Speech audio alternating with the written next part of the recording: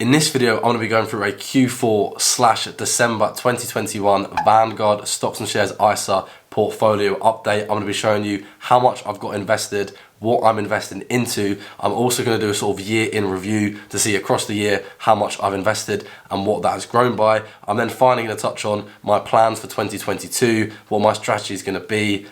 So yeah, let's get straight into it. My name is Ryan and welcome back to Making Money Simple, weekly videos here on personal finance and investing. You probably know the drill by now, but I'm across all the different social medias and I've got a number of digital products available. Stop Waiting, Start Investing is my brand new ebook where I go through the exact approach that I take to investing. So whether you're already investing or yet to start, that's the perfect way to learn. And if you buy it, read it and don't like it, let me know. There's a 30-day money back guarantee. I'd be more than happy to give you your money back if you don't enjoy it, but I'm confident you will enjoy it. But anyway, this video is going to be a Vanguard Stocks and Shares ISA portfolio update as of December 2021. So let's get into my Vanguard account now. So first things first, in my ISA, I have £18,169 in total. That is my equity. My cost is £15,812. So that means the change or the growth over time is £2,356. One common question I always get is, when did I start investing? I opened up this Vanguard Stocks and Shares ISA in about August 2018, so it's pretty much about 3.5 years now. I originally started by investing £100 a month. That lasted for about a year or two, and then slowly as I started working and my salary has increased over time, I've then upped my contributions. As of about August, September 2021, so the last few months, I've been investing £650 per month. So really trying to ramp up my monthly investments into my Stocks and Shares ISA. It is the main account that I prioritise. I also have an employer matched pension of 6%, but my Stocks and Shares ISA is the thing that I prioritise after that employer match, because I value the flexibility of a Stocks and Shares ISA. I have goals to retire early, and the beauty of a Stocks and Shares ISA is that you can live off of that money before retirement age. In terms of investments, as always, I've got one singular investment, the FTSE Global All Cap Index Fund. I've got loads of videos on why I use global index funds. I like to keep my approach simple, automated, passive, hands-off, and by using a single global index fund, that makes me as diversified as possible. The fund is also accumulation. Accumulation means that any dividends that I get paid out, which in this fund annually, will be automatically reinvested back into the fund. This helps to grow, compound, snowball my wealth over time. There's been a lot of studies and research done, but essentially, if you reinvest all your dividends over time, your returns can actually double over the long term. Roughly speaking, half of the stock market growth comes from capital gains and the other half comes from companies paying dividends. So if you can reinvest all of those dividends over time, you can grow and compound your wealth quicker and essentially be left with more money in the end. So yeah, one single fund, the FTSE Global All Cap. As I mentioned, I've got a lot of content on global funds already, so I won't get too much into it, but it's essentially a globally diversified fund. As the sort of name suggests, it's got 7,000 stocks, invests into every corner of the world, and the beauty of it is, as companies and industries and countries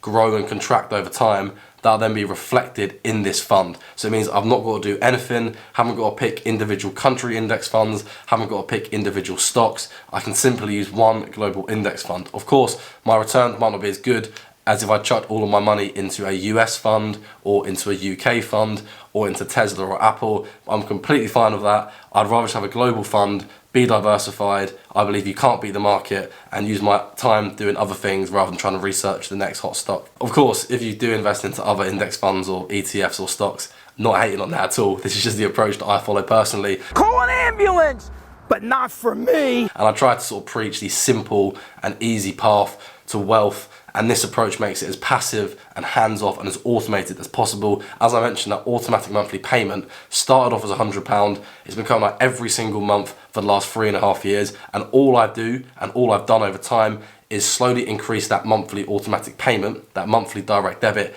as my salary is increased. And then if I do come into any money, whether that's through a bonus, through some other form of income, through whatever it is, I'll then log onto Vanguard and then make a manual investment once again, into the FTSE Global All Cap. So that's really the only sort of 2 times I will actually do anything. It's completely on autopilot unless I'm increasing my monthly investment or making a manual extra investment per month. One interesting thing you can see is if you actually click onto the fund, you can essentially see over time all of those green dots where I've been investing. So the first thing to say is I've realized that this graph only starts in August 2019, and that's because from August 2018 to August 2019, I was using a general investment account and I had my stocks and shares ISA with a high street bank.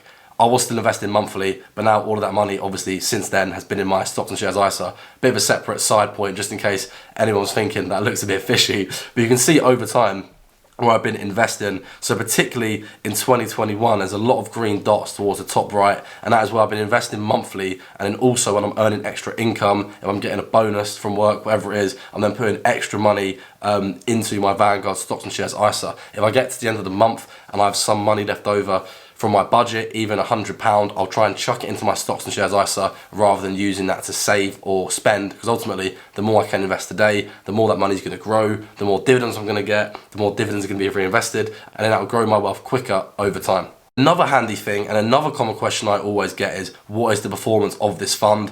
At the bottom here, you can see the past performance. So the fund only came about, as you can see, I think it was in 2018 it started, but it's got 12%, 6%, 4%, and then 23%. So obviously the last year returns have been very good, although over the long term, I'm still expecting to be earning 7 to 8% per year.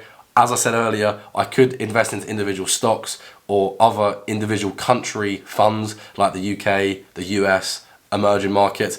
But right now, I'm not particularly fussed about researching and doing that. I'm happy to stick it all in a global fund and earn the average return of the market. And to be honest with you, the actual return that I earn is literally completely irrelevant to me.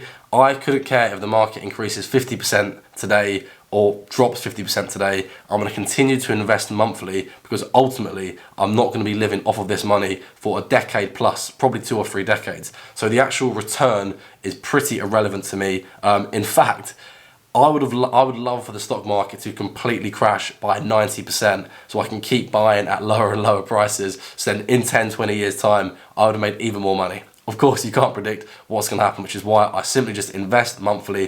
And as you can see by those green dots, that's what I have done for years and I'll continue to do going forward. So now we're going to look at my performance. And this is actually quite interesting because I've not looked at this before the video. And what I've essentially done now is I've changed the dates from the 1st of Jan to the 22nd of December, which is when I'm recording this just before Christmas. And I can see now I essentially started with £5,600 in my stocks and shares ISA at the start of the year.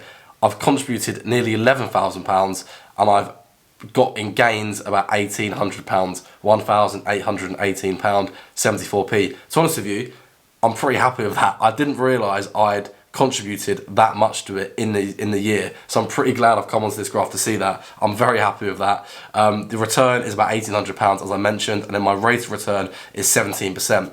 So when you talk about, banks increasing their interest rates from 0.5 to 0.6%, that is going to net you a couple of quid per year.